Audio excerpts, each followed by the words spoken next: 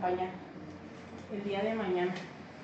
Sería eso. La idea es como ocupar los espacios públicos, ¿no? Sí, de así nuevo, es. o sea, hacerlos pues Reactivarlos. maestros, claro, porque están un tanto muertos y la actividad política no siempre está peleada con la cultura y creo que es como la idea.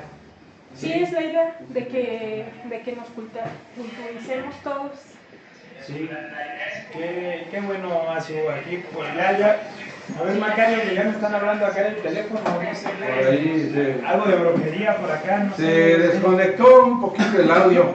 Vamos a mostrar de nuevo la invitación que nos trajo Azucena, Miguel, por favor. Claro.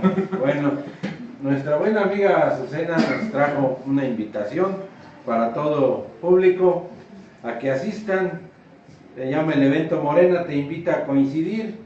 Esto en la Plaza de la Soterraña, Rayón y Guerrero, Rayón esquina con Guerrero, Colonia Centro, aquí en la ciudad de Morelia. Es una plaza pues muy tradicional de la ciudad de Morelia, y Morena está organizando la resurrección de esta plaza. ¿Le podemos decir eso? Sí, está organizando la resurrección de la plaza. Y nos comentabas que hay eventos de cultura. El día de mañana pues es lo de fandango, chanequezón y exposición fotográfica. Ya están, todos los jueves va a haber un evento cultural. Este es el de mañana. Ya les voy a traer a ustedes para que nos ayuden a promocionar. Claro que sí, eso, cómo no. Los miércoles, ¿no? los miércoles es el programa del Morral de Macario. Y ¿ya no están Los sábados a las 10 de la mañana. Los sábados también. Bueno, entonces, a ver, yo tengo una pequeña duda. Aquí dice fandango, ¿qué es esto? O chanequezón. Música, ¿es un grupo? Sí, es un grupo. Chanequezón es y la exposición fotográfica que nos comentabas que está muy interesante, que ya viste algunas de las fotografías. Sí, de esas son las que vi. ¿Sí? Yo no vi mucho. No viste mucho. Bueno, Pero dice que está bonita. se nos está escatimando sus comentarios. ¿Verdad? Bueno, es que en realidad yo estoy ayudando a mis compañeros a promocionarlo. Quien lo organiza es mi compañera Laila y mi compañero Miguel. Ellos son los que lo organizan, nosotros solamente estamos promocionando. Los vi aquí y se me ocurrió darles Te voy a invitar a la gente al auditorio de Radio AMLO. Sí. De Radio AMLO, pues qué bien que se están iniciando a rescatar esta plaza, a darle vida. Para que después la conozcan como la Plaza de la Morena. Para que después sea la Soterraña Morena. Sí, la Plaza de la Morena. La Plaza de la Morena, nos dice Aso. Entonces esto va a ser cada jueves. Los jueves. Cada jueves, y siempre va a ser a las 6 de la tarde. Sí, a las 6 de la tarde. Muy bien, a las 6 de la tarde. Entonces ya lo saben, amigos de Radio AMLO, a todos aquellos que viven en Morelia y su cercanía, a que puedan asistir. Se les invita a que asistan a este evento organizado por Morena para rescatar esta plaza tan bonita que es la Plaza de la Soterraña, Rayón esquina con Guerrero, aquí en la ciudad de Morelia. Ya saben, eventos, fandango, música y exposición fotográfica, que ya nos había dicho que ya había visto algunas fotos, pero ya no nos quiere comentar sobre ellas. Muy bien, Aso, estaremos pendientes de estos eventos, y claro, por aquí invitaremos a nuestro auditorio a que asista. Muy bien, Aso. Bueno, ¿no quiere saludar al público ante la cámara? No. Bueno, no quiere que le pidamos vuelta, nada de esas cosas. Ay, Nada de eso, ¿verdad? Bueno, continuamos entonces nuestro programa después de esta invitación que nos trajo nuestra buena amiga Azucena, y continuamos con Benjamín Mendoza Madrigal, que ya está listo para tratarnos el tema del día de hoy. ¿De qué nos vas a hablar hoy, Benjamín?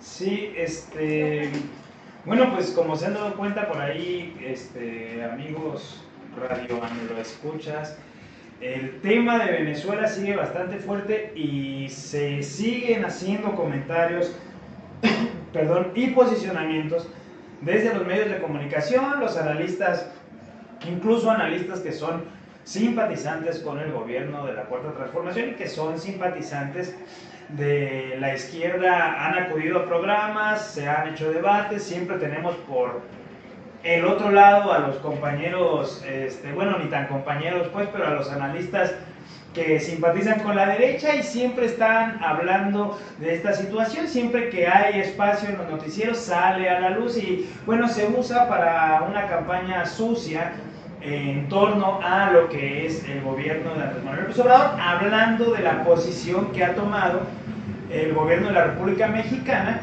en torno al caso Venezuela. Y entonces queremos o consideramos, pues, Macario, que es pertinente volver a hablar y volver a poner sobre la mesa esta situación, esta discusión, y pues también intentar desnudar, desmentir algunas cosas de las que tanto se hablan en los medios de comunicación, de televisión abierta, donde, repito, incluso analistas políticos simpatizantes con la izquierda han caído en errores rotundos, en errores garrafales, e incluso se han mostrado un tanto reacios con la postura que plantea Andrés Manuel López Obrador. Se han hecho incluso críticas en torno a los posicionamientos de algunos cuadros de Morena, del PT, por los posicionamientos que han hecho, y bueno, de eso es de lo que vamos a hablar hoy, Macario, esperando que la charla pueda nutrirse con los comentarios tanto tuyos como de Pompa, y bueno, a la espera de que llegue el buen Julio Peguero y Oliver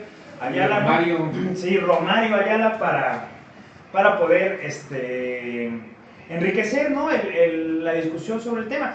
Primero tenemos que partir del hecho de que esta crisis es una crisis que se viene arrastrando desde la muerte de Hugo Chávez.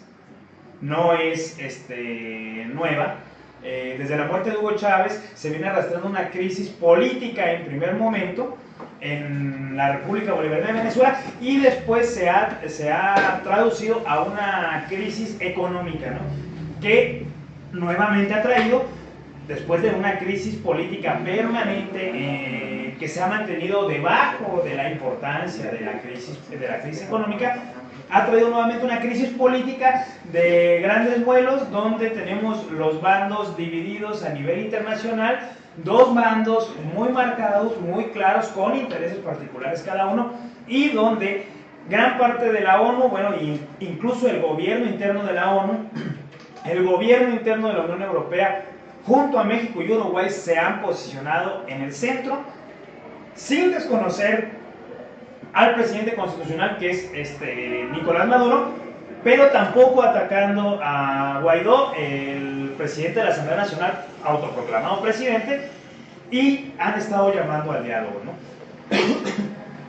Repito, la crisis económica que se acrecentó después de la crisis política de la muerte de Chávez ha traído de nuevo una crisis política de gran envergadura, y es lo que considero, Macario, que tenemos que tratar acá, ¿no?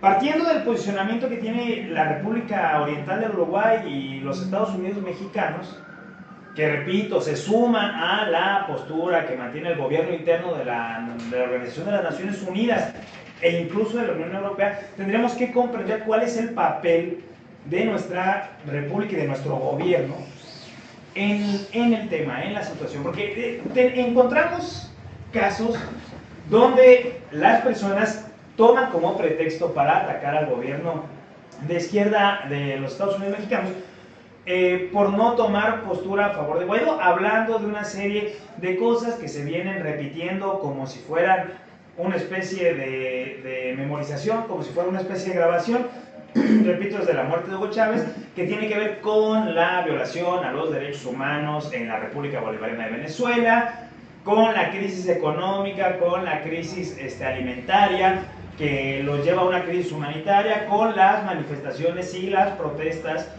que se han dado en espacios públicos de parte de la oposición, es decir, de la derecha política venezolana. Y esto se ha venido repitiendo bastante, al grado de que cuando se da esta crisis política, la coyuntura de esta crisis política, repito, enorme, porque significa nada más y nada menos que una crisis política en el país con la reserva de petróleo más grande de todo el mundo, reserva, no como campo petrolero explotado, sino como un pozo petrolero explotado, sino como una reserva, pues no es para menos, ¿no? Y aunado eso al reconocimiento del gobierno mexicano hacia las elecciones de Nicolás Maduro, y dado eso también, o sea, aunado a que Nicolás Maduro estuvo presente, estuvo invitado a la toma de protesta de Andrés Manuel López Obrador, a la cual no alcanzó a llegar, pero estuvo presente en Palacio Nacional y circularon bastantes videos donde Andrés Manuel López Obrador y Nicolás Maduro tenían una charla. Pues aunado a eso es necesario saber qué sucede con nuestro país. Y yo repito, la posición que ha tomado Andrés Manuel López Obrador y la Cancillería mexicana, sumándose a la postura que ha tomado Uruguay y a todos estos organismos internacionales, me parece la más sensata. O sea, a mí no me parece una postura errónea, me parece la postura más sensata, tomando en cuenta que los intereses particulares de nuestra nación no se ven afectados directamente con la situación o con la crisis que vive en Venezuela. Obviamente va a haber repercusiones, no estamos diciendo que no, pero no se ven afectados.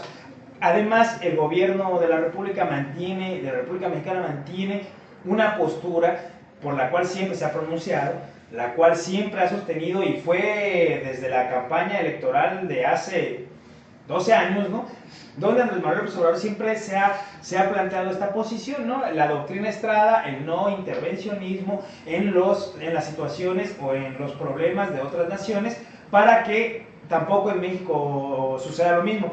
No me parece errónea la postura, no sé qué opinan ustedes, a mí me parece una postura bastante sensata, me parece una postura de altura política, porque vamos a decir las cosas como son. Organismos internacionales avalados por la ONU estuvieron presentes como observadores en la elección pasada en la República Bolivariana de Venezuela. ¿Qué nos dice esto? Que el resultado que arrojan estos observadores, o la posición o la opinión que tienen estos observadores, tiene bastante validez para legitimar o no legitimar el gobierno de Nicolás Maduro. La Organización de las Naciones Unidas habló de que si bien hubo ciertos actos fraudulentos o intentos de fraude en la cooptación de votos en la elección celebrada en Venezuela, realmente no existen las pruebas suficientes para invalidar la elección, porque fueron porcentajes mínimos y fueron situaciones que se pudieron develar y con las cuales se pudo actuar incluso antes de que se concretara, pues, ¿no? La ONU y sus observadores avalaron la elección. Más organizaciones de corte no oficial, como ONGs a nivel mundial, estuvieron como observadores y dan también la pauta para que el gobierno de Nicolás Maduro sea reconocido. Entonces, la pregunta es: ¿de dónde viene este nulo reconocimiento? Si realmente es una situación electoral, si es una situación real, o es una situación política que responde a otros intereses. Quienes tuvieron la chance de ver este fin de semana el video que Diosdado Cabello, el segundo al mando de la República Bolivariana de Venezuela, publicó en los noticieros y en las redes sociales, como un día antes de la autoproclamación de Guaidó como presidente, se reúnen ellos en un hotel. Si tuvieron chance de ver esto, cómo Diosdado Cabello da la cara y explica y expone toda la situación, lo que le planteó Guaidó, la problemática de la cual habló, diciéndole que hay incluso una fuerte presión de parte del gobierno de los Estados Unidos, que hay una fuerte presión de parte de algunos mandatarios de la Unión Europea, y que esta presión es tan grande que él ya no la soporta, que él no buscaba autoproclamarse como presidente, ¿no?, que fue algo a lo que lo fue orillando la política internacional. Nos pone en el escenario la idea del tablero de ajedrez. La idea del tablero de ajedrez y cómo es que geopolíticamente se está jugando con el caso de Venezuela. Otra cosa que a mí me llama mucho la atención, paréntesis, Macario, hay que presentar a las personas que van llegando, ¿no? Sí, adelante aquí. Gracias. A ver, que se quedaron callados. Pásale, Charlie, ¿no? ¿Qué? Pásale, ¿no? Bueno. Vengo a aplaudir. Ok, aquí que vienen a aplaudir. Tenemos a la diputada Laura Granados, que nos va a acompañar aquí en la mesa, sí. Continuamos y le damos el micrófono, se lo damos de una vez, Macario. Que... Continuamos terminando. Ok. Entonces, repetía, ¿no? Esto nos pone, nos pone en el escenario mundial, en el tablero de ajedrez de la geopolítica. Porque si bien es cierto que el caso venezolano causa mucho revuelo y causa mucha división, mucha polarización, lo cierto es que responde a intereses internacionales.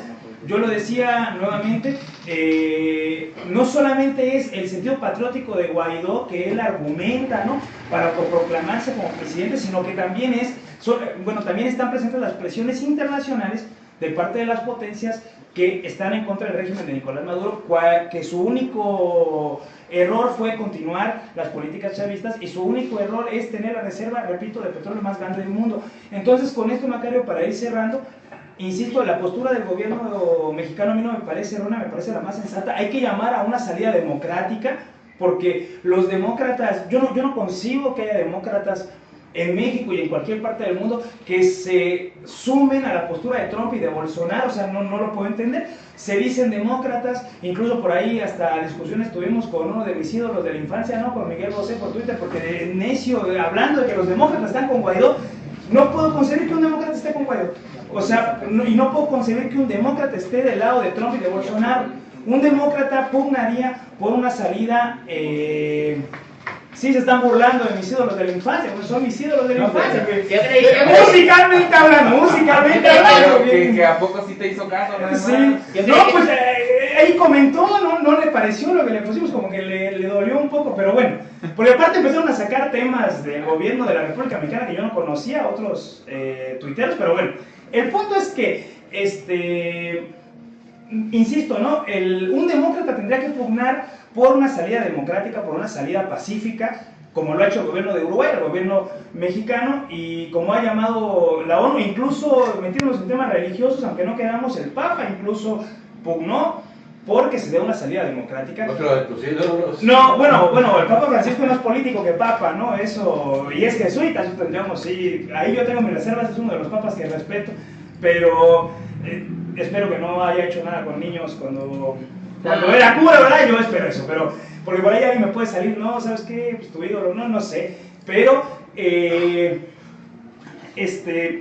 creo yo que un demócrata tiene que tener esa postura, ¿no? Entonces, el estar hablando, se me hace irresponsable que cuadros políticos de Morena estén llamando a tanto el desconocimiento de Maduro como el reconocimiento de Guaidó. Me parece ilógico que si Nicolás Maduro ya aceptó la salida democrática y una salida vía diálogo, la oposición venezolana y las potencias de derecha a nivel mundial no lo tomen en cuenta. Repito, es una cuestión geopolítica, tenemos que entender dónde estamos parados, y si bien es cierto que en primer momento esta ruptura con el gobierno de Trump parecería que nos sitúa en un lugar con desventaja ante el gobierno de Estados Unidos, también creo yo que Trump es una persona que, si bien es empresaria, tiene cierta pericia política, ¿no? Y que el problema directamente de Trump con México es la cuestión de la migración, no la cuestión de Venezuela. Entonces por eso no le importa tanto que México tome otra postura distinta a la que toma el eje del Grupo Lima, ¿no?, y de todos los neoliberales a nivel internacional.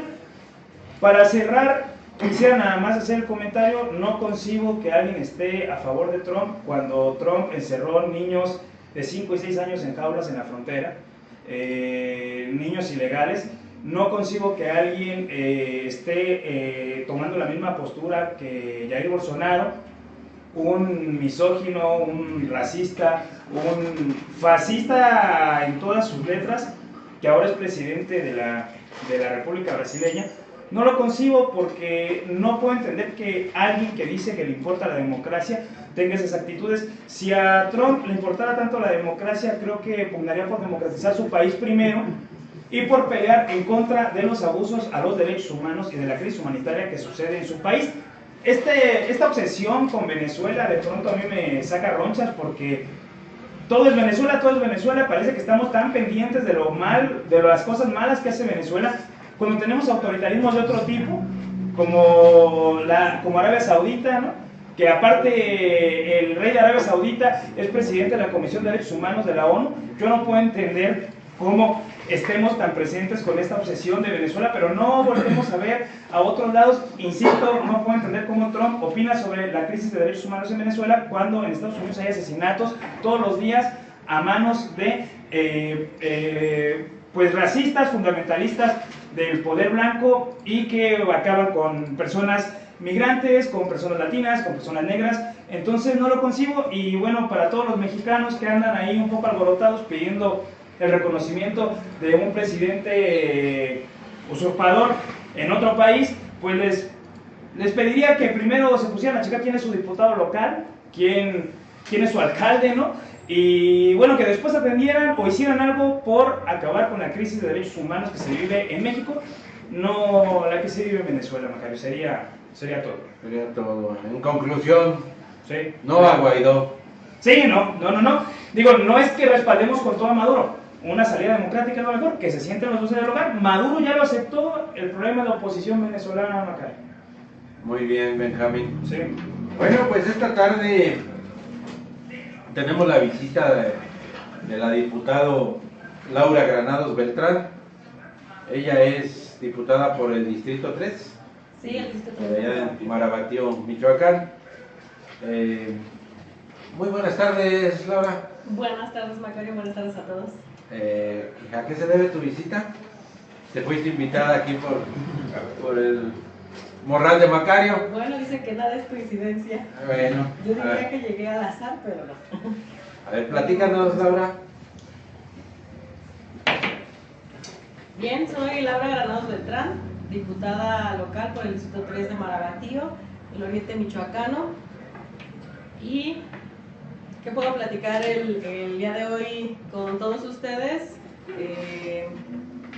Un tema que en Michoacán estamos viviendo es el tema magisterial. Yo soy profesora, 15 años frente a grupo en una escuela telesecundaria, escuelas rurales, y hoy la población, todos estamos muy al pendiente de lo que está pasando con los maestros manifestándose en las calles, en un plantón en la ciudad de Morelia, en un bloqueo en las vías del tren, diferentes manifestaciones que han hecho para exigir el pago de sus salarios. Exigir el pago de la quincena es primordial. Cada trabajador lleva el sustento a su casa, a su familia, entonces así debemos verlos. Creo que debemos ver todas las visiones. Yo como profesora puedo hablar desde ese aspecto, y hoy como legisladora quiero hablar también de que cada uno de nosotros los michoacanos debemos ser muy responsables, y principalmente el gobierno del estado, que está al frente de la administración de los recursos de todos los michoacanos.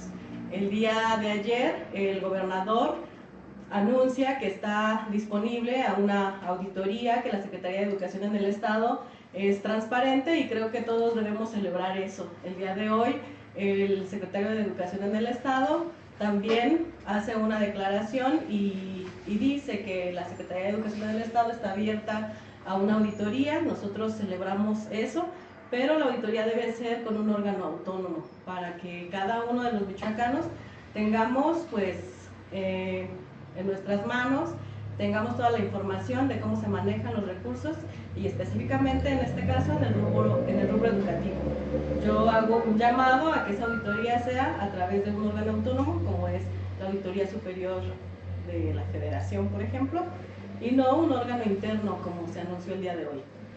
Precisamente el día de ayer estuve recibiendo comentarios y preguntas de gente de otros estados del país que me preguntaban cómo está la situación de los profesores en Michoacán. Para poner tantito en antecedentes a nuestro auditorio, ¿este conflicto se origina dónde, Laura? Bueno, lo que yo puedo comentar es que es un conflicto ya de varios años. Se vienen varios adeudos a los trabajadores de la educación, no solo la quincena, por ejemplo, sino algunas prestaciones, el aguinaldo y la quincena que se pagó ya los últimos días de diciembre, que todos nos enteramos, y que la primera quincena de enero se pagó apenas hace 2 días. Desde hace 3 años se vienen arrastrando varios adeudos a los trabajadores. Puedo mencionar un ejemplo. Nosotros, como trabajadores estatales, cotizamos a pensiones civiles del Estado.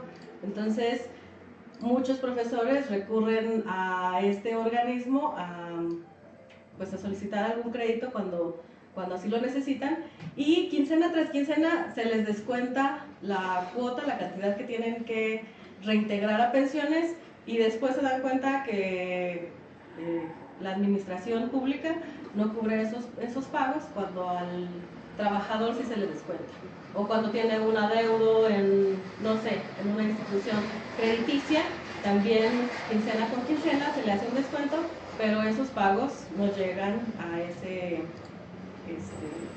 servicio. Los seguros de vida institucionales, nosotros, o más bien los trabajadores de la educación, tienen un seguro de vida. Como institución, el patrón debe pagarlo en tiempo y forma. La información que nosotros tenemos es que no se han pagado esas cuotas. Entonces, si lamentablemente fallece un trabajador de la educación, se va a ver perjudicado porque su seguro de vida no está activo.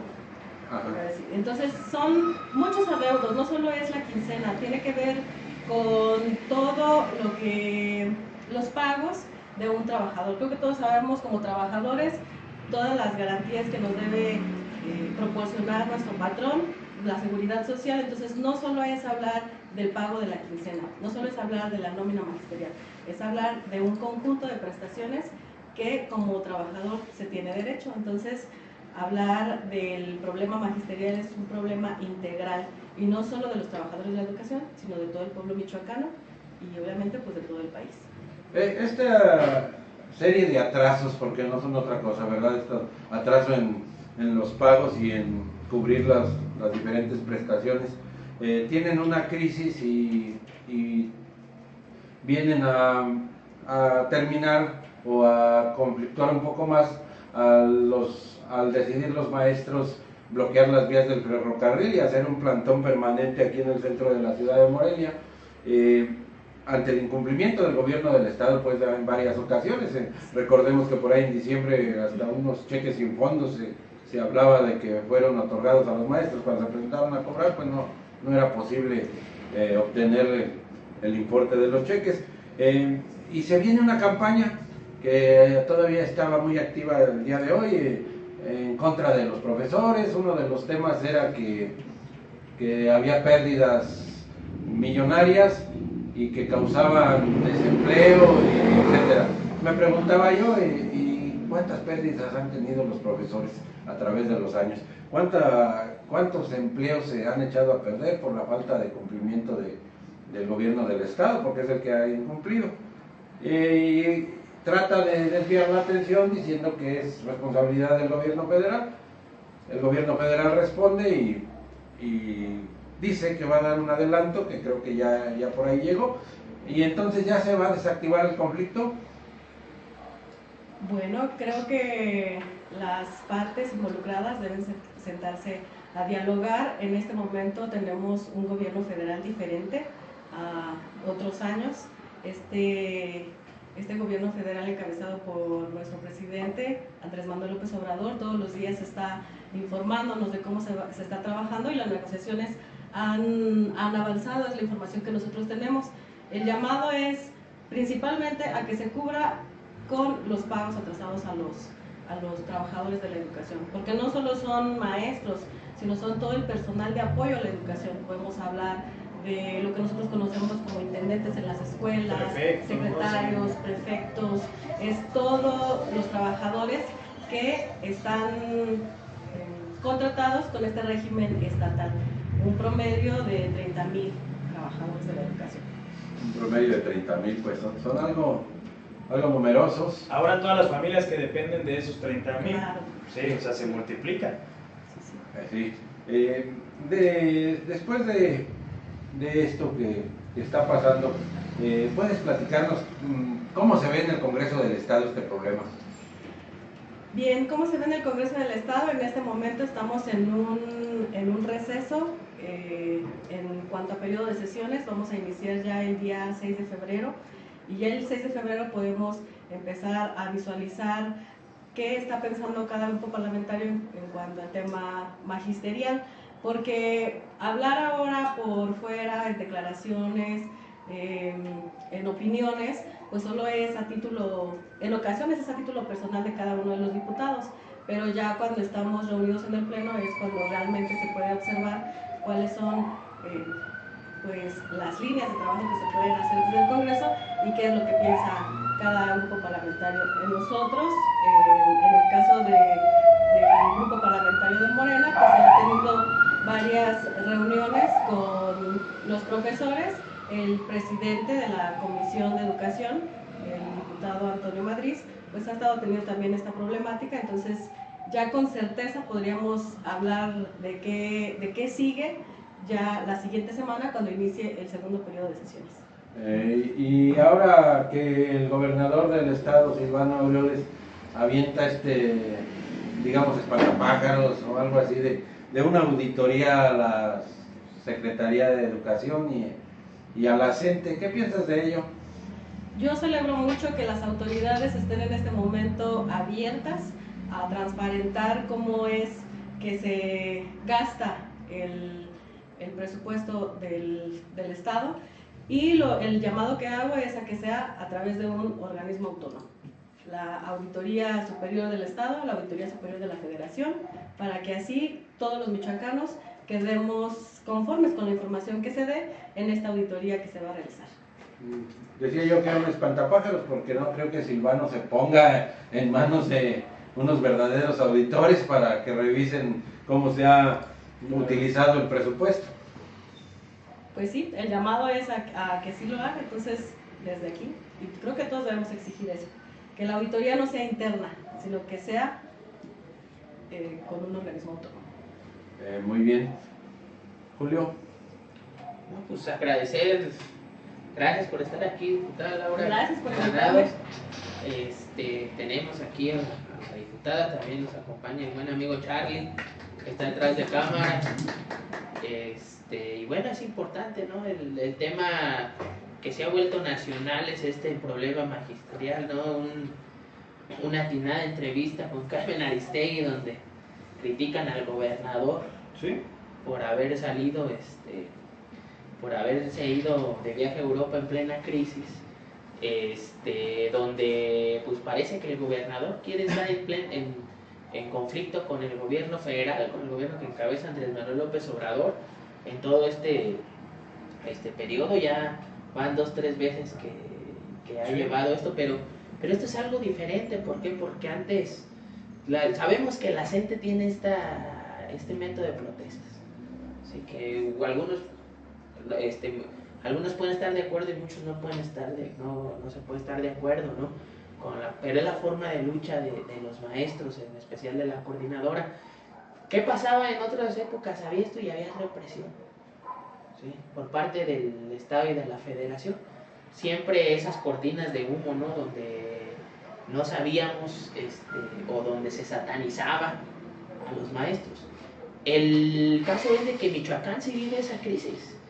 Michoacán desde hace un tiempo, ¿sí?, y con estos gobernadores que nos ha tocado se agudiza más, vive una crisis en con los trabajadores al servicio del Estado, con los maestros de la CENTE y con los mismos, a veces hasta con los trabajadores y maestros de la Universidad Michoacana. Todo tiene una característica, así lo veo yo.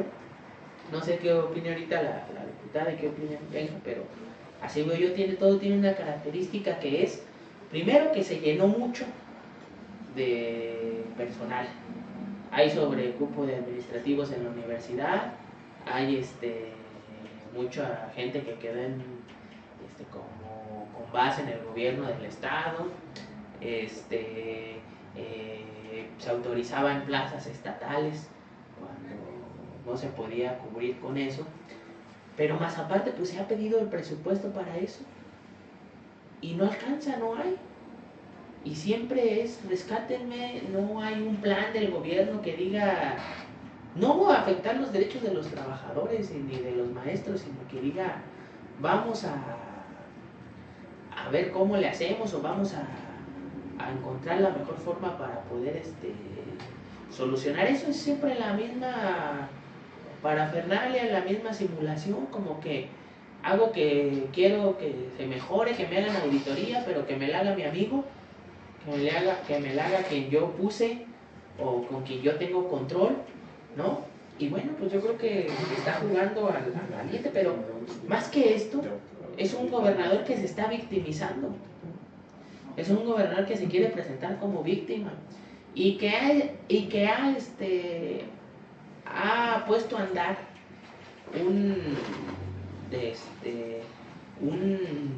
una campaña en redes sociales orquestada por sus colaboradores, gente oficial del gobierno, obviamente por gente que está del PRD, como nuestro amigo el Amarillo, un amigo muy cercano de Macario.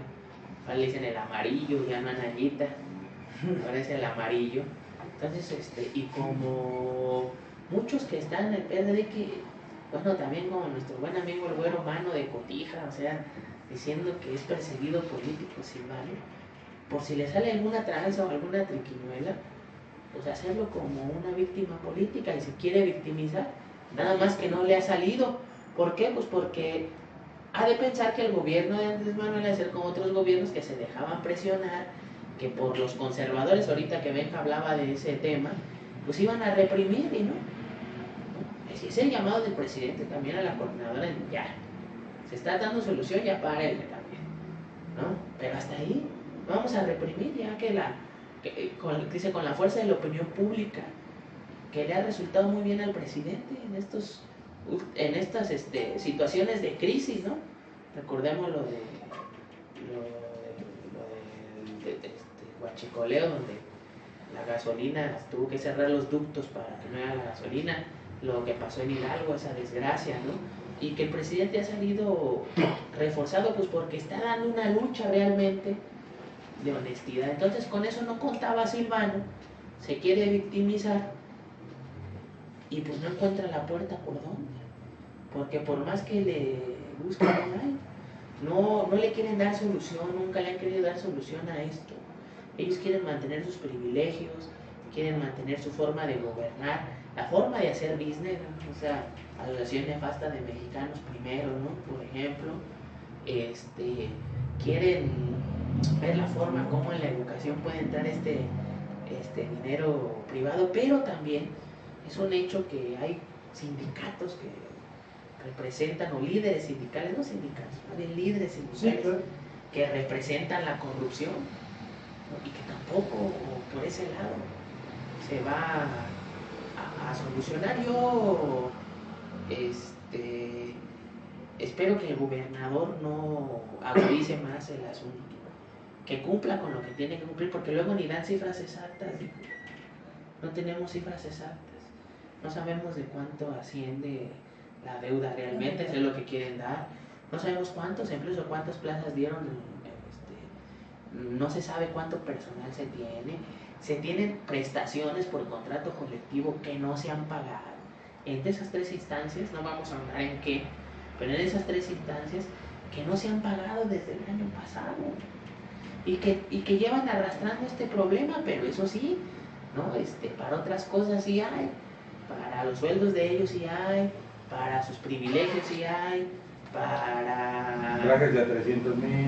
Pues eso es lo de menos, ¿no? Para campañas políticas, que gastaron mucho ahí, nosotros no, casa por casa, pero que han gastado mucho en eso y que en eso quieren hacer su inversión, esa manera de decir, a ver, tener maniobra para hacer business, porque eso es a lo que le tiran, ¿sí? Y eso es a lo que están esperanzados, y como ven a un presidente que ve en serio y que no les va a dar mucho maniobra para eso, y que la opinión pública está, porque como dijo ahorita la diputada, es un presidente que te informa cada mañana de lo que está pasando, y mucha gente hasta se espanta de eso. Estábamos tan acostumbrados a la no información, en nomás informar aquí mediante el morral, ¿no?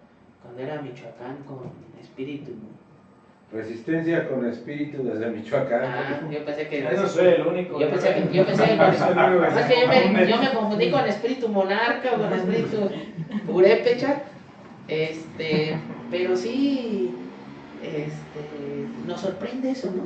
Nos sorprende que varios medios tengan esa información y que caiga quien caiga. Y eso fortalece más al presidente. Pero no se trata de eso tampoco. Se trata de que en Michoacán tengamos mejor suerte. La verdad, nos han tocado más gobernantes, nos tocan malos delegados o superdelegados o como les digan, ¿sí? O sea, mala suerte, yo no sé por qué, si hay una maldición en Michoacán, ¿no? Una maldición. Nos mandan a castillos. La pluma negra ya anda, acaba de ver en de cuervos, yo creo. Oigan, imagínate, nos mandan a... Tenemos a un Jara que fue gobernador pésimo, raterísimo. Fausto Vallejo, hombre, que se acaban de llevar al Gerber. Tuvimos un delegado que hizo muchas tropelías, que ojalá también haya acción porque hay mucho que ver. Castillo, tenemos gente inoperantes como Pantojas, etcétera, etcétera. O sea, son Ya está. cosas que no entendemos por qué a Michoacán, pero bueno, no vamos a decir nombres para no victimizarlos, porque si no se pueden asilvanar y se pueden victimizar. Dicen que uno es el grillero. Se pueden hacer mártires políticos. Mártires políticos, le dicen que uno es el grillero y no queremos que nos metan veto. No, ¿verdad? Lo que pasa es que ya andan. Vamos a hacer a ver, los morenos vamos a ver, nuestra diputado Laura, pues también es maestra, Sí, ¿verdad? soy maestra. y por aquí alguien de nuestro auditorio dice, tienen que aprender a ser responsables y no afectar los intereses de terceros. El conflicto es entre la CENTE y el gobierno de Michoacán, no las empresas privadas. ¿Qué le podemos responder a radio escucha? Yo puedo responder, sí. Digo, si quieres, Adelante. sí. Adelante. Primero una opinión de alguien que... Es algo que hemos hablado muchas veces ya y está bien, digo, qué bueno que tengan esa inquietud, ¿no? Pero miren, el hecho de cerrar avenidas tiene que ver con el flujo o no flujo de mercancías. Esa es la manera en la que se protesta de forma más eficaz en un régimen capitalista. Lo hemos expuesto hasta con manzanitas, ¿no? ¿Qué quiere decir esto? Que si nosotros afectamos el flujo de mercancías de las empresas transnacionales o las empresas privadas de grandes capitales, logramos que estos privados presionen al Estado para que dé una solución. Esa es la idea no es afectar al transeúnte común ni a la persona que tiene que ir a su trabajo, que en ocasiones se ve afectada porque también en todas partes tenemos que mejorar, o sea, en todas partes hay áreas de oportunidad. Es cierto que hay compañeros sindicalistas que no permiten, por ejemplo, el paso a una ambulancia, pero también es cierto que hay compañeros que sí, y también, y también es cierto que esto se coordina y se pone de acuerdo antes de hacer un plantón y no se afecta a otras personas. Ahora tampoco es como que sea la única vialidad, ¿sí? Que la avenida Madero, por donde se pueda transitar aquí en la ciudad de Morelia. Y otra cosa, o sea, cuando hablan del comercio afectado, pues si yo veo una verbena en el plantón, yo veo al pequeño comerciante llegando a vender sus mercancías, ¿no?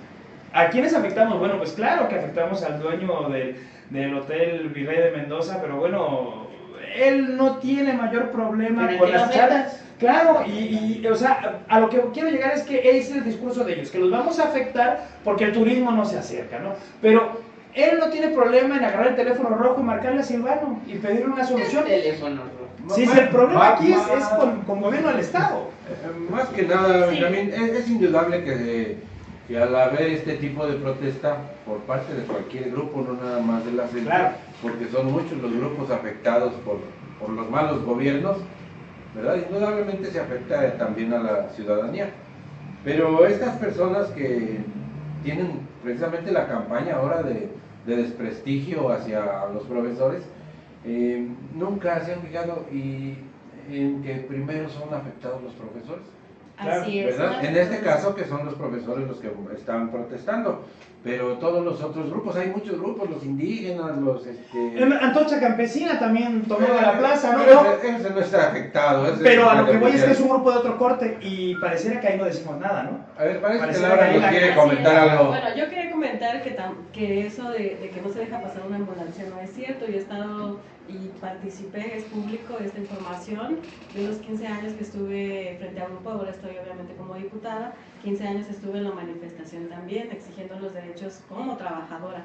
Y cuando va a pasar una ambulancia siempre se abre el paso, tampoco es una cuestión de afectar a la población, ya como se comentó aquí.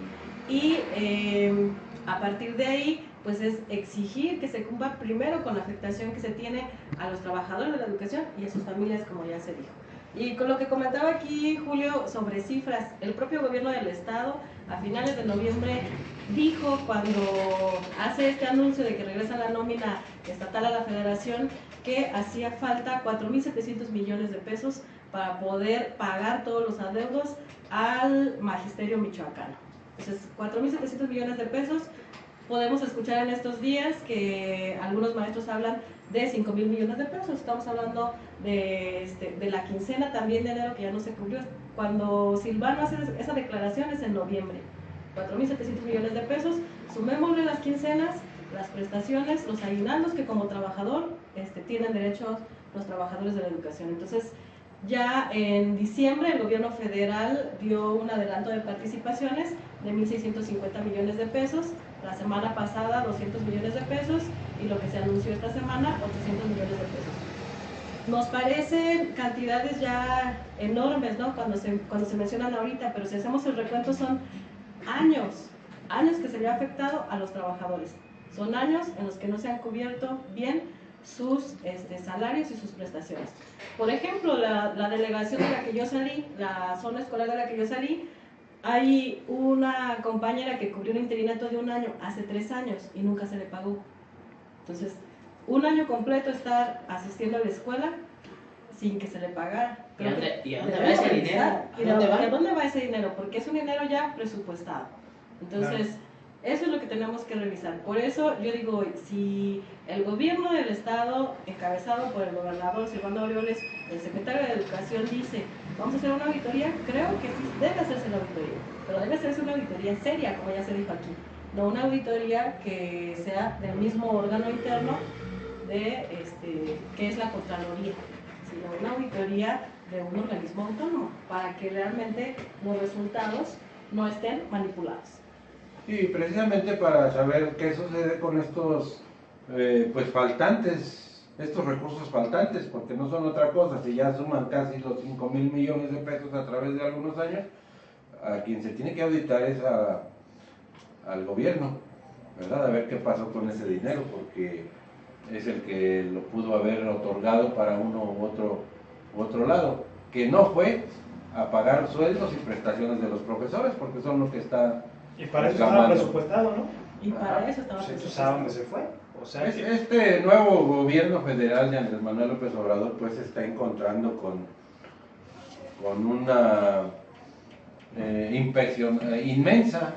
inmensa corrupción, inmenso saqueo de los recursos del país, inmenso saqueo del erario público, ¿verdad? Es un hándicap que tiene que resolver en corto plazo, porque nunca pensamos que fuera tan grande. nunca se pensó que fuera tan grande, se sabía decíamos es una hay mucha magnitud corrupción, muy grande, claro, sí, pero no sabemos qué tanto, pues no sabíamos Pero que era el 90% del presupuesto lo que se estaba perdiendo, ¿verdad? O el 90% de los recursos de Pemex, o eso, porque resultó un monstruo gigantesco esto de la corrupción por todos lados.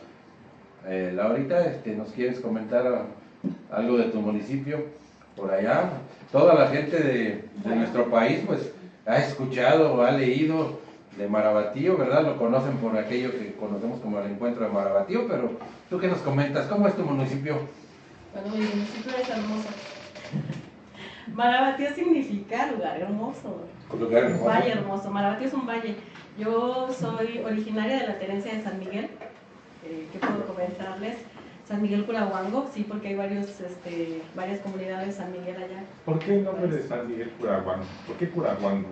San Miguel Curahuango. ¿Por qué San Miguel? ¿Porque había un cura que estaba medio guango o cuál era la...? No. Curahuango significa lugar de sacerdotes o lugar del sacerdote viejo. El lugar del sacerdote viejo. Así Eso. es. Bueno, esa es tu Y comunidad. próximamente el carnaval, sirve que los invito. Qué bueno. Los primeros días de marzo están todos invitados. El carnaval es el único lugar donde se hace un carnaval de toda la región. Ahí en San Miguel Curahuango están todos invitados. Muy bien. Sí, el distrito número 3 son 6 municipios. La cabecera es Marabatío, que es donde yo soy originaria. También el distrito está integrado por Tlalpujahua, que todos conocemos Tlalpujahua por lo las mágico. esferas, por lo mágico. Hay que ir a consumir nuestros productos michoacanos. Tlalpujahua, Contepec, Epitacio Huerta, Senguio, Áporo y Marabatío. Contepec, que es como el único bastión michoacano del ESME, ¿no? Donde estaba la Contepec, hidroeléctrica. sí, la hidroeléctrica Ajá. en Tepuxtepec. Sí, la hidroeléctrica en Tepuxtepec, que quedó ya ahí trabajadores de la extinta Luz y Fuerza del Centro. Así es. ¿Qué más puedo comentarles? Hay que recorrer la zona de la mariposa monarca, sí, en Senguio y Áporo. Es muy conocido el Rosario, que pertenece a Ocampo, pero nosotros hacemos un llamado a que se visite Senguio. Senguio también tiene su santuario. Es más virgen el santuario. Sí. Así es. Después de este breviario turístico, ¿verdad? Volvemos al Congreso del Estado. ¿Estás trabajando en alguna comisión? Sí, soy presidenta de la Comisión de Ciencia, Tecnología e Innovación y participo en 2 comités internos del Congreso, el Comité de Administración y Control y el Comité de Comunicación Social. Aquí en el Morral tenemos la costumbre bueno, yo tengo la costumbre de pedirles que me expliquen con manzanas, porque soy medio ignorante en estos temas. ¿Qué hacen estas comisiones, Laurita? Bien, las comisiones son comisiones espejo. Si existe un Instituto de Ciencia, Tecnología e Innovación a nivel estatal, pues hay una comisión en el de diputados que se encarga de esta vinculación con el instituto y también obviamente pues de vigilar que los recursos se apliquen a los programas que ya están presupuestados. Cada comisión es así, una comisión espejo sobre las secretarías que existen en nuestro estado. Y ya internos en el Congreso, pues el Congreso también, el presupuesto que se administra ahí, pues debe ser público y transparentado, entonces soy integrante de este comité de administración. Y en el de comunicación social, el Congreso también tiene una área de comunicación social para radio, televisión y prensa escrita para todas las actividades legislativas. Entonces, eso también hay una comisión que se encarga de este tipo de trabajos. Muy bien. Qué bueno que nos visitas el día de hoy. Un claro ejemplo de cómo son los diputados de Morena actuales. Les comentaba yo a mis compañeros antes de iniciar el programa que qué diferente se ve a nuestro presidente Andrés Manuel López Obrador ante los medios, qué diferente se comporta ante la ciudadanía con respecto a los presidentes anteriores que se convertían en semidioses o quizá más que dioses los canijos. Y lo mismo los diputados locales y federales, ¿verdad? Que inmediatamente pasaban de traer una sudaderita como la que trae mi amigo Julio, a traer un traje Versace, y poner, ¿Qué pasó? y poner Esta sudaderita. y poner su cara. Esta sudaderita vale más que una camiseta del Monarcas. ¿Verdad? Y admiro la sencillez con la que nos estás platicando esta tarde, Laura.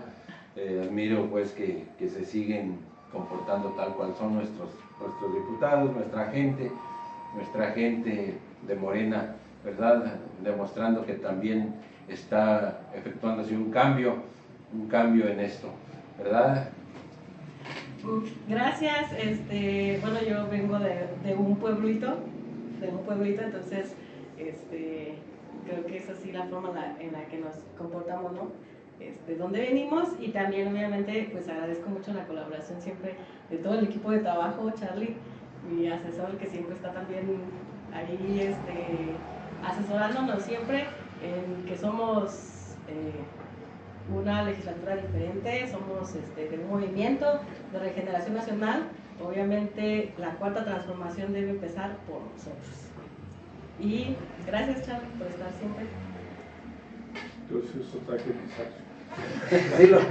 Sí, está fuera de cámara nuestro amigo Carlos, sí, lo veo con un traje verde limón, muy bonito, pero bueno.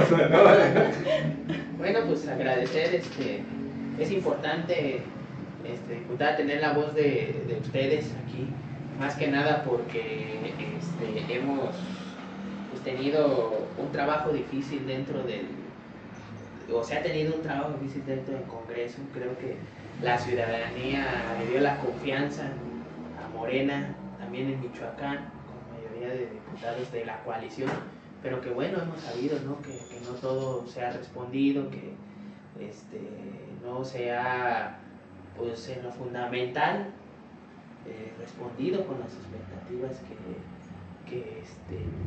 que quisiera la ciudadanía. Tenemos un gobierno estatal muy corrupto, pero sí es importante saber esa información de primera mano, porque a diferencia de lo que estamos hablando aquí en Michoacán, que por cierto tenemos muchísimas más visitas que muchos de los medios de aquí, muchísimas más, nos llevamos de calle a todos. Está el Arturo Bravo Informa, a la misma Nacha, los amigos de Macario, pues, ¿cómo se llama? A CB Televisión, a los de Radio Tele, todos los que quieren hacer su esfuercito. Claro, viene lana porque los maicea el gobierno del estado, pero tenemos muchas más visitas aquí nosotros, y este es el espacio, Laura, quiero que sepan que es el espacio de todos ustedes. Y sí es importante que de primera mano sepamos de los diputados, ¿qué? Porque también de repente se ven esfuerzos aislados, que ya la diputada Cristina Portillo saca un posicionamiento, que el diputado Alfredo Ramírez Bedoya también saca otro posicionamiento, porque a él le gustan mucho los medios, ¿no? Pero que ya no permea mucho, porque en conjunto o en decisiones importantes, pues el gobierno del Estado se ha impuesto, ¿no? Por ejemplo, el caso de los impuestos, la mano que meció la cuna para el nuevo rector de la universidad, pues fue el gobernador, ¿no? Dicen que es autonomía, esta terna de fiscal diputada, donde es un descaro que el diputado Adrián López pida permiso y quiera participar, ¿no?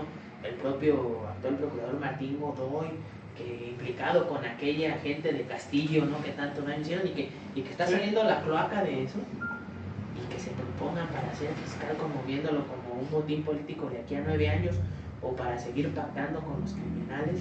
Pues eso pasa por el Congreso, Laura. No sé si nos permita, Macario, pero explícanos cómo es eso del fiscal. Supimos que se registraron 38, qué va a hacer el Congreso, cómo ves el Congreso, cuánto dice el Congreso. Claro, al último el gobernador regresa una terna, pero ¿cómo es esta situación? Bueno, un poquito interrumpo antes de que Laurita nos haga favor de contestar, para saludar a Yuni, que muchas gracias, Yuni, que siempre estás al pendiente del morral de Macario. También por aquí está la diputada Celeste. Saludos, Celeste. Nos mandó la bandera, hombre. A don Lenin también le saludamos, don Lenin. Lenin, no seas tan talicharro, por favor. Adelante, Laura. Saludos a todos. Bien, en el tema del fiscal, bueno, pues la convocatoria marca los requisitos para los participantes. Se registraron 35 participantes.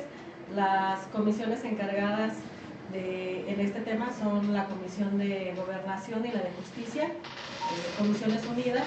Los integrantes de estas dos comisiones son quienes iniciarán, bueno, y junto con servicios parlamentarios, iniciarán la revisión de los expedientes para ver si los aspirantes cumplen con los requisitos, y a partir de ahí la siguiente etapa, que son las audiencias públicas.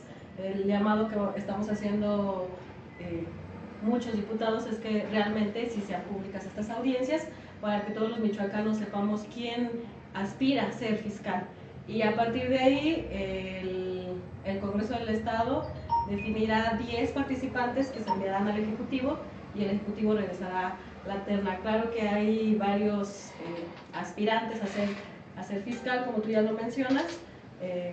Yo lo que puedo decir en el caso del todavía diputado Adrián es que, como él pertenece a una de estas dos comisiones, no puede ser juez y parte, ¿no?, en este proceso. Entonces ya eso se va a definir, porque todavía no tiene licencia. La licencia se solicita, pero se somete al Pleno, se somete a al Pleno en el Congreso con los 40 diputados para otorgarle o no la licencia. La licencia la solicitó ya cuando estábamos en este receso del periodo de sesiones. Entonces, este es un tema que nos compete a todos los michoacanos, ya que el fiscal será ahora designado por 9 años, va a trascender este gobierno, el siguiente y uno más. Entonces, todos debemos estar pensando que debe ser una persona que llegue realmente a garantizar no solo la impartición de justicia, sino garantizar los derechos humanos, como se mencionó aquí, y garantizar, obviamente, que una fiscalía esté al servicio del Estado y no del Ejecutivo, en todo caso. Muy bien, Laura. Pues no nos queda más que agradecerte tu visita. Gracias a Esperando ustedes. nos favorezcas más adelante con otra, porque siempre va a haber la disposición pues para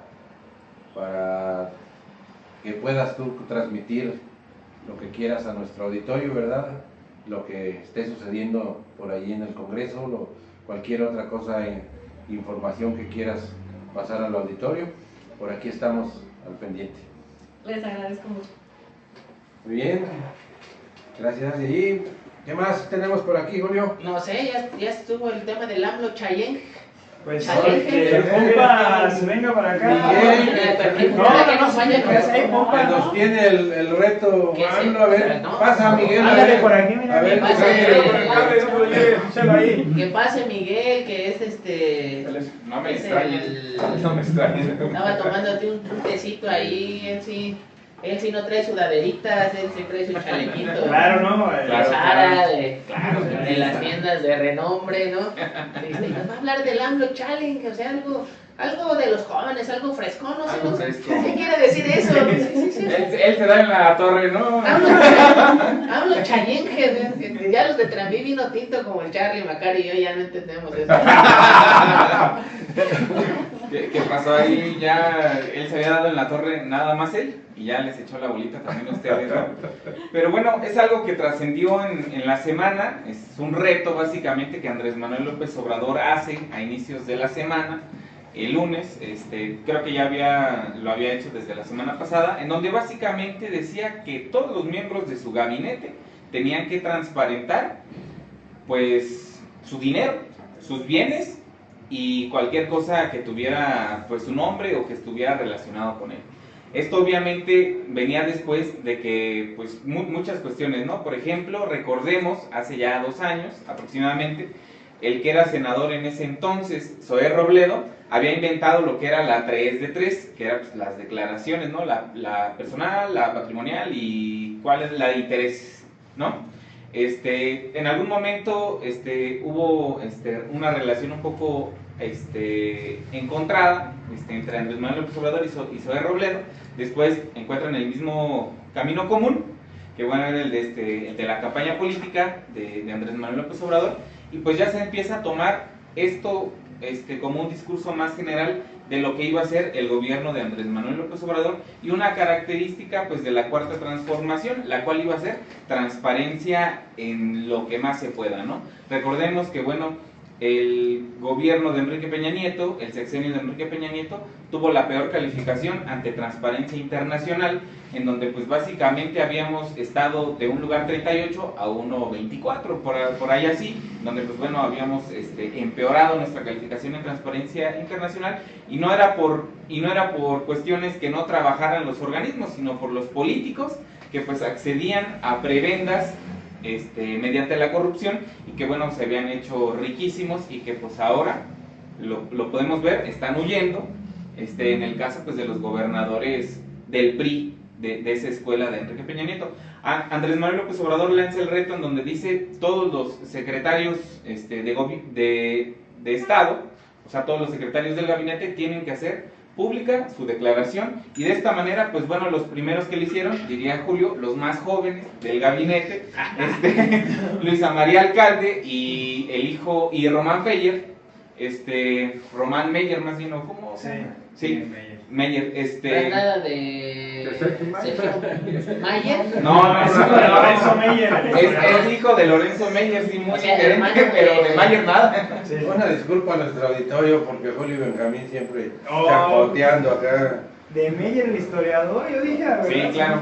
Entonces, pues bueno, estos Del publicaron primer- su declaración el mismo día y se han estado los demás secretarios pues uniendo, ¿no?, a este tipo de reto, en donde pues ya lo han dicho, por ahí faltaban dos, que pues bueno, han tenido una vida, por una parte, más empresarial que política, y por la otra, pues más burocrática, ¿no?, de esos altos mandos burocráticos, que era el caso de Alfonso Romo, que es un empresario que obviamente pues va a tener mucho que declarar, y pues Olga Sánchez Cordero, ¿no?, que pues bueno, venía de esta élite dorada de la burocracia mexicana, del Poder Judicial, que pues era una exministro de la Corte, ¿no? A esto era lo que nos referíamos del AMLO Challenge, el reto AMLO, pues. Bueno, solo Miguel Pérez Pompa puede pronunciar eso. Pero bueno, este reto tiene una diferencia con los que corren en las redes sociales, Miguel. Claro. ¿Cuál es la diferencia? Pues bueno, Este tiene pena. desde mi punto de vista, Este tiene pena, este reto tiene pena para el que no cumpla. así es. Creo que por un lado dejamos lo importante, en donde se decía que bueno, Andrés Manuel López Obrador en la campaña dijo: cuando yo esté gobernando voy a dar el ejemplo, y por el hecho de estar dando el ejemplo, pues nadie puede ser corrupto, ¿no? O al menos en mi gobierno, porque pues bueno, aquí en el gobierno estatal tenemos mucho que hablar de eso, ¿no? Pero bueno, ¿qué manera mejor de dar el ejemplo que publicando su declaración y pidiéndole a los secretarios, sus trabajadores, sus compañeros de trabajo, pues que hagan lo mismo, ¿no?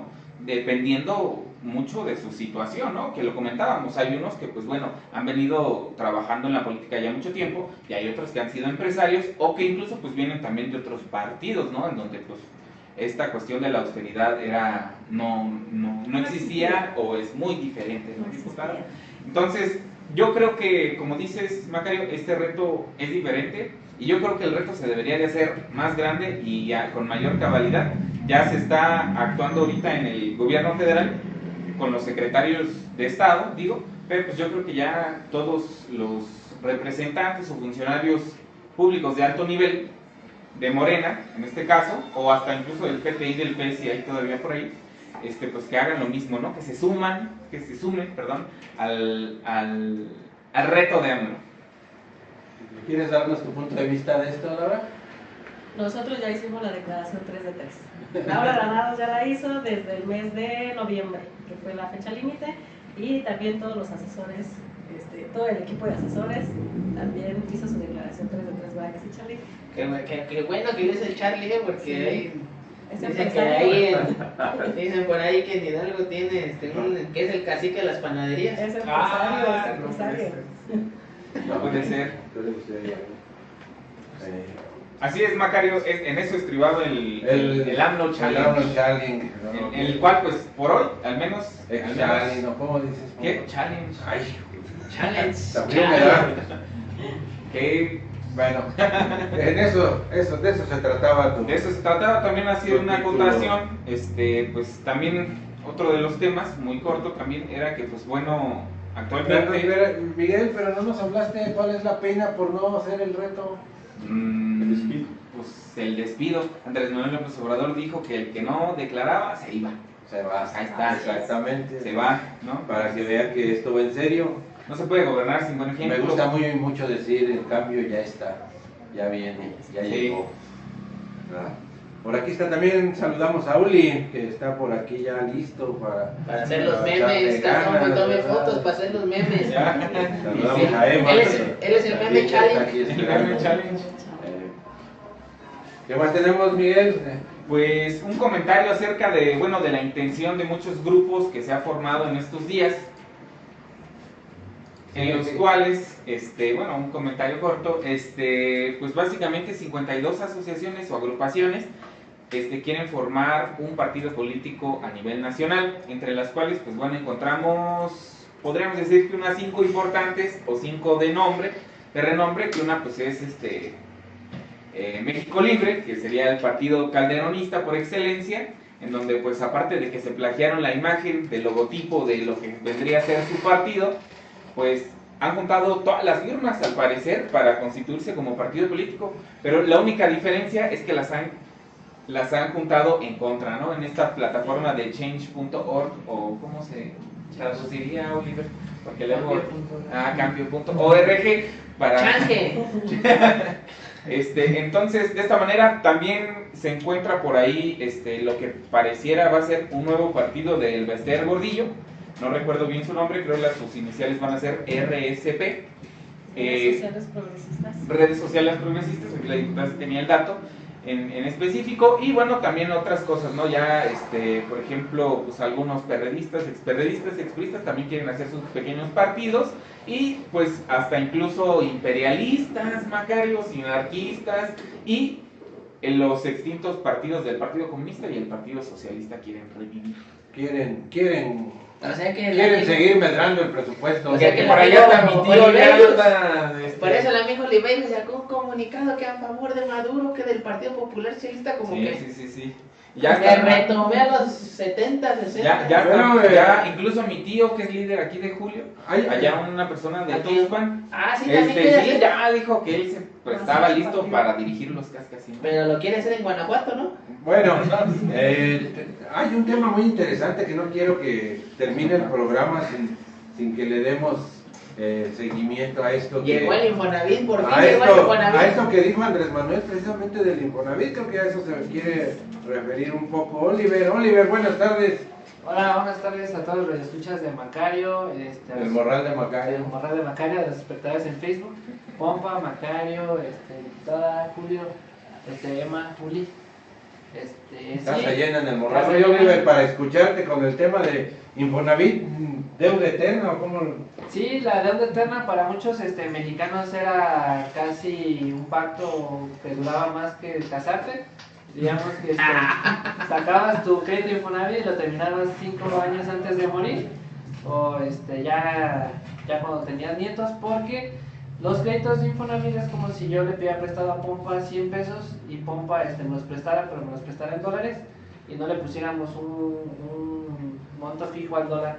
Entonces cada año que aumentara el dólar, aumentaría mi deuda con Pompa y mis pagos que se fueran todos los meses, cada año serían primero los intereses y luego el capital. En dado caso que Pompa fuera generoso y me diera una tasa de interés muy bajita, que fuera 200 pesos lo que terminaba pagando, pues yo primero pagaría 100 pesos de interés, pero si en esos 10 años que yo pagué esos 100 pesos de interés aumentó mi deuda, en este caso aumentar el dólar, pues tendría que seguir pagando y seguir pagando y seguir pagando, porque los créditos de Infonavit están basados en meses salarios mínimos antes del 2015.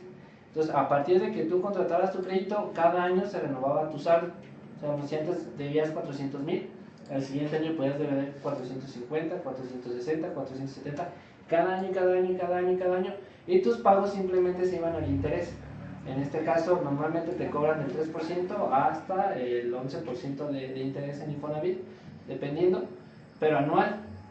Y los créditos Infonavit no son de 5 años, no son de 4 años, son 10, 20, hasta 30 años, hay unos que se avientan más de esos años pagando. Entonces imagínense una tasa de interés del 40-70% anual. En 10 años es del 400% de crédito. Entonces si tú sacas un crédito de 100 pesos, terminas pagando 400 de interés más los 100 que pediste. Pero si tus 100 pesos siguen aumentando, pues se te va la deuda hasta que tú tengas la y le quieras abonar un poquito más, pero no van directo a capital, sino van a interés otra vez. Hasta el 2015, y nunca se termina, lamentablemente, hasta el 2015 es que se desindexó el salario mínimo de los créditos Infonavit y que ahora se utiliza la UMA, la unidad monetaria. Ahora sí ya es esa cantidad fija, pero todas las personas que sacaron su crédito, que son millones antes del 2015, se verían beneficiados con esta política de licenciado Andrés Manuel, que principalmente es revisar los 160,000 créditos que ya están observados, que ya se sobrepagaron, digamos que ya pagaron más intereses a los que realmente debían y superando el valor de la casa, y luego se van a empezar a reestructurar los nuevos créditos o los créditos que no sean tan grandes. creó el Infonavit, Oliver, ya no recuerdo, por allá por el 70 o por esos años. No era así como actualmente está otorgando los créditos, ¿verdad? Creo que ya ni construye, ya solo otorga los créditos o el aval, porque pues el dinero es de los mexicanos. Pero estas unidades de medida, como le llamaste, había otra anterior, ¿cómo se llamaba la otra medida para los créditos? Los créditos eran veces salarios mínimos, o sea, Algo así. Todos estos instrumentos han sido pues inventados, pero para deterioro del trabajador, ¿verdad? Para ir ahorcándolo cada vez más. Por eso Andrés Manuel dijo alguna ocasión al diablo con sus instituciones. A ese tipo de instituciones se refería, ¿verdad? A un Infonavit corrompido, porque cuando inició era una muy buena institución. ¿En China cuánto cobraba? 700,000 Se pesos llevaba, pues, se llevaba. mensuales, ¿verdad? Y más sus pellizquitos por allí que no sabemos. Caer. Imagínense, al mes él podría comprar 2 casas que le costaba a un trabajador casi 30 años, 40 años, casi toda su vida laboral, alejado de la ciudad, con material de segunda o tercera calidad, sin pavimento, porque se puede caer después el encargado de ver porque el trabajador tuviera una vivienda digna, nada más ganaba 2 casas al mes, ¿verdad? Nada más, mientras un trabajador se lleva toda su vida y eso porque tiene un plazo de finiquito, ¿verdad? Los 30 años, ya si no alcanzó a pagar hasta ahí, pues ya, pero si no, ¿verdad? Sí. Una institución tipo feudal, ¿verdad? Sí, también, pues como estamos viendo en Pemex, que se desmanteló, se llevó casi a la quiebra, pues el Infonavit también, como tú lo comentabas, antes se dedicaba a construir las casas, antes se dedicaba a hacer planeación urbanística, hoy se dejó a la libre del mercado, donde yo nada más... donde cada vez son más chiquitas. Cada vez son más chiquitas, y yo soy un regulador donde le presto dinero porque tú se la compras a un desarrollador, sin saber si ese desarrollador tiene los permisos, si hizo una planeación urbanística, si está cerca de la ciudad, si realmente hay los servicios, como vemos aquí en Villas del Pedregal, donde se te puede inundar la avenida principal, donde nada más tienen una salida, y si hay alguna catástrofe que Dios no lo quiere natural, pues están condenados porque no tienen otra salida rápida, ¿no? Tendría que salirse por terracería. Ese tipo de cosas, pues, se desmanteló totalmente el Infonavit, se quitó el fin que tenía, que era apoyar a los trabajadores a construir un patrimonio, porque al fin y al cabo es dinero que nos descuentan todas las quincenas, todos los meses, y que el gobierno da su aportación, que el patrón da su aportación, pero pues también es dinero del trabajador. Sí. Que lamentablemente la gente que no llega a usar su fondo, una vez lo comenté en este programa, el Infonavit lo utilizó para invertir en desarrolladores, incluso en empresas que quebraron, y pues la dependencia se lavó las manos diciendo, bueno, perdimos una inversión y ya. Y el dinero que estaba ahí ahorrado, pues el trabajador es el que lo pierde, ¿no? Que era cuando estamos viendo lo de la estafa maestra, cuando el Infonavit invertía en ICA, en IGA, en bonos que después desaparecían o que eran comprados de forma fraudulenta, y pues es lamentable, pero qué bueno que el licenciado Andrés Manuel, que la nueva administración, que la Cuarta Transformación tiene este compromiso con el sector laboral, sobre todo con las personas más vulnerables de este país, que recurren a un crédito Infonavit, porque la verdad no hay de otras. Si tú eres un trabajador que ganas menos de 10,000 pesos, que es más del 90% de la población, realmente pues no te alcanza para otro tipo de crédito de vivienda. Si vas a un banco te piden que tengas más de 10,000 pesos de ingreso libre para que puedas pagar una mensualidad cómoda de 5 a 6,000 pesos y que te endeudes de 1 millón a 1,5 millones, ¿no? Que al final es lo que paga un trabajador, tristemente, compra una casita de 300,000, 400,000, pero al final de su vida termina pagando 1,5 millones por esa casita. Pero pues no hay que comparar, si tú ganas 3,000 pesos y estás perdiendo casi todo tu dinero en ese tipo de créditos, a alguien que gane 13,000, 14,000 y pues nada más esté pagando una cuarta parte de su sueldo, ¿no? Tiene otra parte, otro colchoncito para subsistir, pero lamentablemente la mayoría de los mexicanos no ganamos eso, ¿no? No ganamos 10,000 pesos, muchísimos menos ganan 5,000, lo que el último dato del INEGI es que el 80% de la población no gana ni 5,000 pesos. Imagínense el deterioro de la vida de tantos mexicanos, y ya hace algunos sexenios a un secretario de Economía decía que Con 6,000 pesos una persona podía vivir bien, podía llevar a sus hijos a escuela de paga, podía tener cable y carro. Pues hay que decirle que ni el 80% llega a esa cantidad de dinero, y aunque llegara a esa cantidad, con 6,000 no nos alcanza para eso, lo sabemos, no te alcanza para ese tipo de vida. Si ganamos 700,000 que ganaba Pinchina, pues otra cosa sería, ¿no?